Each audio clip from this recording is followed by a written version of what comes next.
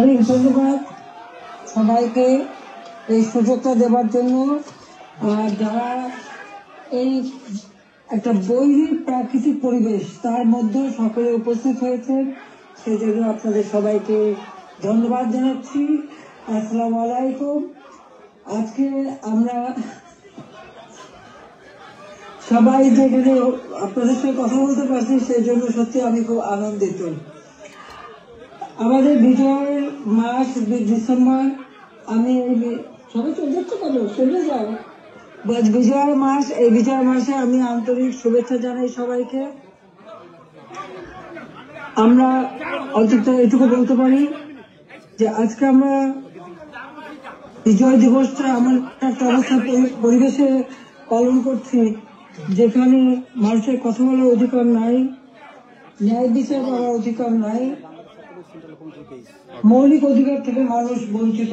এটাই হচ্ছে সবথেকে দুঃখের। আমাদের মহান নেতা জাতির পিতা বঙ্গবন্ধু শেখ মুজিবুর রহমানের নেতৃত্বে এই দেশ আমরা স্বাধীন করেছি। আমি জাতির পিতা বঙ্গবন্ধু শেখ মুজিবুর রহমানের প্রতি শ্রদ্ধা জানাচ্ছি। আমি শ্রদ্ধা জানাই জাতির চার নেতার প্রতি, ৩০ লক্ষ শহীদের প্রতি, ২ লক্ষ মা বোনের প্রতি। আমি আমাদের মুক্তিযোদ্ধাদের জানাই সশ্রদ্ধ সালাম। জনগণের ভাতের অধিকার, ভোট ও ভাতের অধিকার আদায় করতে যে যারা জীবন দিয়েছেন তাদের আমি শ্রদ্ধার সাথে স্মরণ করি। 2024 সাল, এই সময় যারা আমাদের আওয়ামী লীগের হাজার হাজার নেতা কর্মীকে হত্যা করা হয়েছে, পুলিশকে বাহিনীকে হত্যা করা হয়েছে, সংখ্যালঘুদের হত্যা করা হয়েছে, তাদের বাড়িঘর লুটপাট, মসজিদ, দরবার, দরগা শরীফ, মন্দির, গির্জা, পাগোডা ধ্বংস করা হয়েছে। আর আমাদের আওয়ামী লীগের সম্পূর্ণ জেলা, উপজেলা, ইউনিয়ন পর্যায় পর্যন্ত বাড়ি ঘর, ব্যবসা প্রতিষ্ঠান অগ্নিসংযোগ করা হয়েছে, প্রতিটি প্রতিষ্ঠানে অগ্নিসংযোগ করা হয়েছে, লুটপাট করা হয়েছে। আর এই থানাগুলিতে আগুন দেওয়া হয়েছে, পুড়িয়ে পুলিশ হত্যা করেছে। কাজে বর্তমান যারা পুলিশ বাহিনী সহ আনসার, বিডিপি যারা মৃত্যুবরণ করেছে, আমি তাদের সকলের আত্মার মাগফিরাত কামনা করি, পরিবারের প্রতি আমার সমবেদনা জানাই। আমি জাতীয় চার নেতার প্রতি শ্রদ্ধা জানাই। 15ই আগস্ট বাঙালির জীবনটা কলঙ্ক। মা ভাই সকলকে, আমার মা বেগম ফজিলাতুন্নেসা, আমার 3 ভাই কামাল জামাল রাসেল, কামাল জামালের নগর পরিচালিত সুলতানা রুজি, আমার একমাত্র চাচা শেখ আবু নাসের, মুক্তিযোদ্ধা আমাদের শেখ ফজলুল হক মনি, তার অন্তঃসত্ত্বা স্ত্রী আব্দুল রাউফ সানিয়াবাদ, তার 13 বছর মেয়ে বেবি, 4 বছরের নাতি সুকান্ত, 10 বছর ছেলে আরিফ, তার ভ্রাতুষ পুত্র ভাগ্নে সহ 15 আগস্টে যারা শাহাদাত বরণ করেছেন, আমি তাদের আত্মার মাগফিরাত কামনা করি। আমার বাবার military secretary brigadier Jamil Uddin এবং পুলিশ অফিসার সিদ্দিকুর রহমানকে আমি শ্রদ্ধা জানাই।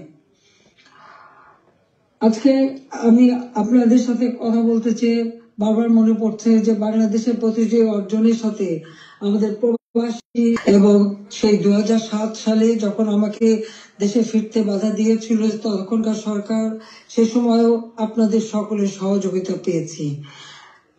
আজকেও যখন বাংলাদেশ অত্যন্ত একটা কঠিন সময়ের মধ্যে দিয়ে যাচ্ছে, একটা ফ্যাসিস্ট সরকারের অধীনে বাংলাদেশের মানুষের মৌলিক অধিকার, বেঁচে থাকার অধিকার সবই হরণ করা হয়েছে। সারা বাংলাদেশ জ্বলছে, প্রতিটি প্রতিষ্ঠান আগুন দিয়ে পোড়ানো। সেই অবস্থায়ও প্রবাসীরা আজকে নির্যাতিত নিপীড়িত মানুষের পাশে আছেন। আমি আপনাদের প্রতি কৃতজ্ঞতা জানাই, আন্তরিক ধন্যবাদ জানাই এই চরম দুঃসময় মানুষের পাশে দাঁড়ানোর জন্য। বাংলাদেশ, যে বাংলাদেশকে আমরা গড়ে তুলেছিলাম জাতির পিতার স্বপ্নের বাংলাদেশ হিসেবে, ক্ষুধা দারিদ্র্যমুক্ত বাংলাদেশ হিসেবে, অর্থনৈতিকভাবে বাংলাদেশ উন্নত হয়েছিল, কিন্তু আজকে আমরা দেখি যে একে একে সব ধ্বংস করা হয়েছে। আজকে এমন একটা সরকার ক্ষমতায় যাদের হাতে এদেশে 30 লক্ষ মানুষ শহীদ হয়েছে, আমাদের বুদ্ধিজীবীদের হত্যা করা হয়েছে। এই 14 ডিসেম্বর বুদ্ধিজীবী হত্যা দিবস। সেই সময় ওই নিজামী, মুজাহিদ থেকে শুরু করে এরা তো বিদ্যালয় সহ বিশ্ববিদ্যালয় থেকে শিক্ষক, ইঞ্জিনিয়ার, ডাক্তার সকল বুদ্ধিজীবীদেরকে তুলে নিয়ে যে নির্মমভাবে হত্যা করা হয়। বাংলাদেশকে মেধাশূন্য করার একটা চেষ্টা করা হয়েছিল সেই সময়। এই সাথে সাথে এই আলবদর রাজাকার আল-শামস বাহিনী বানিয়ে আমাদের একদিকে গণহত্যা, পাকিস্তানি হানাদার বাহিনীকে সহযোগিতা করা, অপরদিকে বুদ্ধিজীবীদের হত্যা করেছিল, যারা সেই ডিসেম্বর মাসের 14 তারিখ মানে 10 তারিখ থেকে 14 তারিখ পর্যন্ত কয়েক শত বুদ্ধিজীবীকে নির্মম ভাবে হত্যা করে। আমি তাদেরও আত্মার শান্তি কামনা করি, মাগফিরাত কামনা করি। আমরা আওয়ামী লীগ 75 সালের পর 21 বছর পরে আমরা সরকার গঠন করি, জনগণের সেবা করি। 2008-এর নির্বাচনে আমরা জয়ী হই। সেই নির্বাচনে আওয়ামী লীগ এককভাবে 233টা সিট পায়, আর বিএনপি পেয়েছিল মাত্র 30টা সিট। জনগণের ম্যান্ডেট নিয়ে আমরা সরকার গঠন করে জনগণের কল্যাণে কাজ শুরু করি, যার ফলে এদেশের জনগণ 2014 সালের নির্বাচন, 2018 সালের নির্বাচন এবং 2024 সালের নির্বাচনে স্বতঃস্ফূর্ত ভাবে একটা অবাধ, নিরপেক্ষ, সুষ্ঠু নির্বাচনের মাধ্যমে বাংলাদেশ আওয়ামী লীগকে বারবার ভোট দিয়ে তাদের সেবা করার সুযোগ দিয়েছে। আমি বাংলাদেশের জনগণের প্রতি শ্রদ্ধা জানাচ্ছি। দুর্ভাগ্যের বিষয় হলো 2024-এ সরকার গঠন করার পর আমরা যখন দেশকে এগিয়ে নিয়ে যাচ্ছি, এই বাংলাদেশকে একটা যুদ্ধ বিধ্বস্ত বাংলাদেশ গড়ে তুলে জাতির পিতা বঙ্গবন্ধু শেখ মুজিব উন্নয়ন একটা স্বল্পোন্নত দেশ হিসেবে প্রতিষ্ঠা করে দিয়েছিলেন, যেটা আন্তর্জাতিকভাবে স্বীকৃত, জাতিসংঘ কর্তৃক স্বীকৃত ছিল। সেই স্বল্পোন্নত দেশকেই আওয়ামী লীগ সরকার গঠন করার পর 2009 সাল থেকে 24 সাল এই সময়ের মধ্যে, বিশেষ করে 2021 সালে 20 সালে যখন আমরা জাতির পিতার জন্ম শতবার্ষিকী উদযাপন করি, 21 সালে যখন স্বাধীনতা সুবর্ণ জয়ন্তী উদযাপন করি, উন্নয়নশীল দেশের মর্যাদা এনে দিই, জনগণের মৌলিক চাহিদা পূরণ করি, দারিদ্র্যের হার 41 ভাগ থেকে 18.7 ভাগে নামিয়ে আনি, হত দরিদ্র যা 25.1 ভাগ ছিল সেটা আমরা 5.6 ভাগে নামিয়ে আনি। আমাদের লক্ষ্য ছিল বাংলাদেশ সম্পূর্ণভাবে অতি দারিদ্র মুক্ত হবে, আর সেই লক্ষ্য নিয়ে ব্যাপক কর্মসূচি বাস্তবায়ন করি।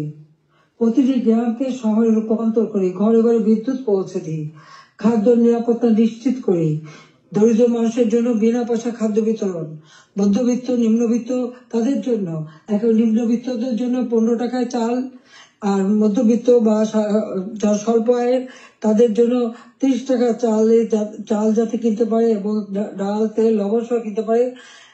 1 কোটি পারিবারিক কার্ড আমরা তৈরি করে দিই টিসিবির মাধ্যমে, যাতে যারা ফিক্সড ইনকাম গ্রুপ, সীমিত আয়ের মধ্যে দিয়ে চলতে হয়, তাদের জন্য এই দ্রব্যমূল্যের উচ্চ মূল্যে তাদের জন্য কোনো মতে কষ্ট না পায়, সেদিকে লক্ষ্য রেখে আমরা সেই পদক্ষেপ নিয়েছিলাম। আমাদের লক্ষ্যই ছিল ক্ষুদ্র দারিদ্র্যমুক্ত বাংলাদেশ গড়ে তোলা। গৃহহীন, ভূমিহীন মানুষকে আমরা বিনা পয়সায় ঘর করে দিই।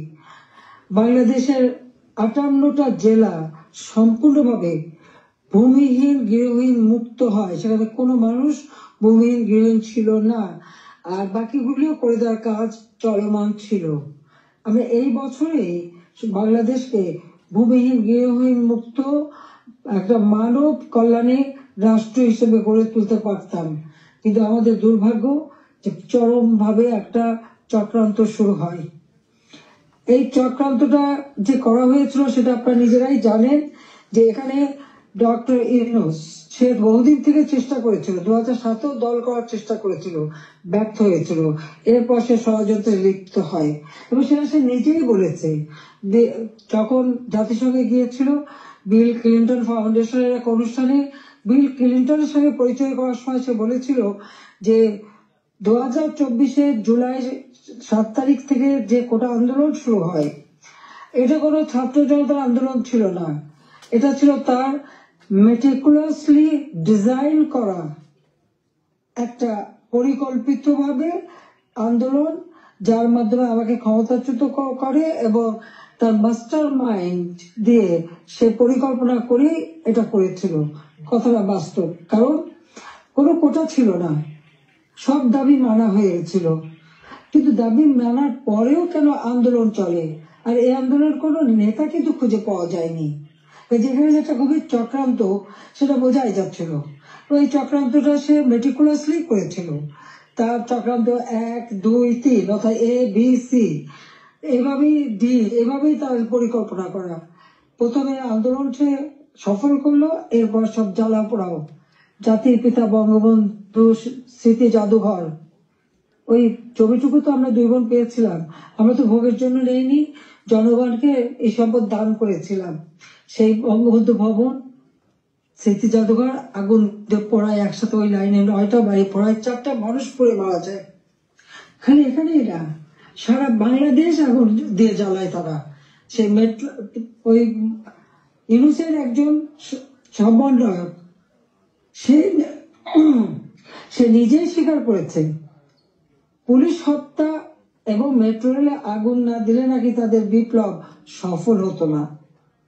তো পুলিশ হত্যা এবং মেট্রো রেল আগুন দেওয়া, অর্থাৎ শুধু মেট্রো রেল না, যে কটা প্রতিষ্ঠানে আগুন দিয়েছে, বিটিভি থেকে শুরু করে আমাদের সেতু ভবন, সড়ক ভবন, দুর্যোগ মন্ত্রণালয় ভবন, সবই তাদের ওই পরিকল্পনার অংশ। এবং সেই সাথে বঙ্গবন্ধু ভবন থেকে শুরু করে আওয়ামী লীগের সকল নেতা কর্মীদের বাড়ি ঘর, ব্যবসা প্রতিষ্ঠান সব অগ্নি সংযোগ করে পুড়িয়ে দেওয়া হয়েছে। এমনকি নরসিংদীতে আপনারা দেখেছেন, জেল ভেঙে দিয়ে সেখান থেকে সমস্ত কয়েদি, জঙ্গি, সন্ত্রাসী তাদেরকে ছেড়ে দেওয়া হয়েছে। শুধু তাই না, ইউনূস ক্ষমতা এসে যত জঙ্গি সন্ত্রাসী ছিল তাদেরকে তারা ছেড়ে দিয়েছে, মুক্ত করেছে। এমনকি 21 আগস্ট গ্রেনেড হামলা যারা আসামি তাদেরকে ছেড়ে দিয়েছে। হলি অটিজেনে যেখানে জঙ্গি হামলা হয়, আমরা সেই হামলা মোকাবেলা করে সেখানে কিছু মানুষ উদ্ধার করি, কিন্তু অনেক মানুষকে তারা হত্যা করে। সেই অপরাধী জঙ্গি সন্ত্রাসী যাদের বিচার হয়েছিল, সাজাপ্রাপ্ত, তাদেরকেও মুক্ত করে দেয়। মানে এটা কোন ধরনের কাজ আমরা জানি না। আর দেখা যাচ্ছে যে শুধু আগুন দিয়ে পোড়াচ্ছে না, বাড়ি ঘর সম্পত্তি লুটপাট করা এবং তারপরে অগ্নিসংযোগ করা, সংসদ ভবনে আক্রমণ, সেখানে ভাঙচুর করা, চিফ জাস্টিস তাকে অপমান করে, লাঠি সোটা নিয়ে তাকে অপমান করে তাকে পদত্যাগে বাধ্য করা, নির্বাচন কমিশন, পাবলিক সার্ভিস কমিশন, মানবাধিকার কমিশন করে এক এক প্রতিষ্ঠান, প্রত্যেকটা প্রতিষ্ঠান ধ্বংস করেছে, সকলকে সেখান থেকে বাধ্য করেছে পদত্যাগ করতে। আওয়ামী লীগের নেতা কর্মী শুধু না, আমাদের যারা বুদ্ধিজীবী, সাংবাদিক, 300 সাংবাদিকের অ্যাক্রেডিটেশন কার্ড বাতিল, চাকরিচ্যুত, 106 জন সাংবাদিকের বিরুদ্ধে হত্যা মামলা, এখন প্রায় 1700 সাংবাদিক গ্রেপ্তার, বন্দী। আওয়ামী লীগের কয়েক হাজার নেতা কর্মী, প্রায় 4-5 হাজার নেতা কর্মী তাদেরকে হত্যা করেছে, আহত করেছে। পুলিশ 3000-এর মতো পুলিশ পুলিশকে হত্যা করেছে। আনসার 40 জন আনসারের কোনো খবরই নাই, তাদের গুম হয়ে গেছে, তারা আর বাড়ি ঘরে আসতে পারে না, জানেও না তারা কোথায় আছে। তাদেরকে মেরে তাদেরকে লাশ পর্যন্ত গুম করে দেওয়া হয়েছে। সব ব্যবসায়ী, সাংবাদিক, সংস্কৃতি কর্মী, পেশাজীবী প্রত্যেকের বিরুদ্ধে মিথ্যা মামলা আর হত্যা মামলা। আমি জানি না পৃথিবীর কোনো দেশে এত হত্যা মামলা হয় কিনা। আমার নিজের একার বিরুদ্ধেই তো বোধহয় 250 মামলা, তাও আবার হত্যা মামলায়। সেই গরুকেও তারা কিভাবে পিটিয়ে হত্যা করেছে, এই জামাত শিবির এবং আমাদের রিনুস সাহেবের মানে সন্ত্রাসী ক্যাডাররা, সেটা নিশ্চয়ই আপনারা ভিডিওতে দেখেছেন। ছাত্রলীগের নেতাকে পায়নি, তার মা নামাজ পড়ছিল, তার মাথার বাড়িতে তাকে সেখানে মেরে ফেলেছে। যুবলীগের নেতা এই মৌলভীবাজারে গত কালকের ঘটনা, 7 তারিখে করি, আমার সময় তো সংবাদপত্র, টেলিভিশন, রেডিও, সোশ্যাল মিডিয়া সবই তো সম্পূর্ণ স্বাধীনতা ভোগ করেছে। যার যখন যেরকম আলোচনা করা দরকার করেছে, টক শোতে যত রকমের সমালোচনা করা তারা করেছে। এ পর্যন্ত যাদের হত্যা করা হয়েছে,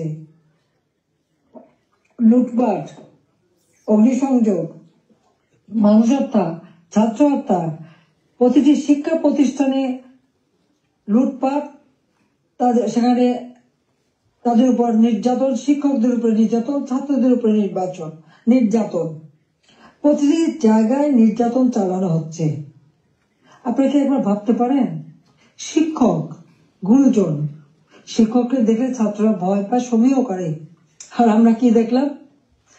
আমাদের মানে নোবেলের ট্রেনিং, কম্পিউটার ট্রেনিং এবং ইনকিউবেশন সেন্টার করে দিয়েছে, হাইটেক পার্ক করেছি, বঙ্গবন্ধু স্যাটেলাইট 1 উৎক্ষেপণ করেছি, কর্মসংস্থান গ্রাম পর্যায় পর্যন্ত ওয়াইফাই কানেকশন, ব্রডব্যান্ড কানেকশন আমরা দিয়েছি, মানুষ কাজ করে খেতে পারে, ট্রেনিং দিচ্ছি।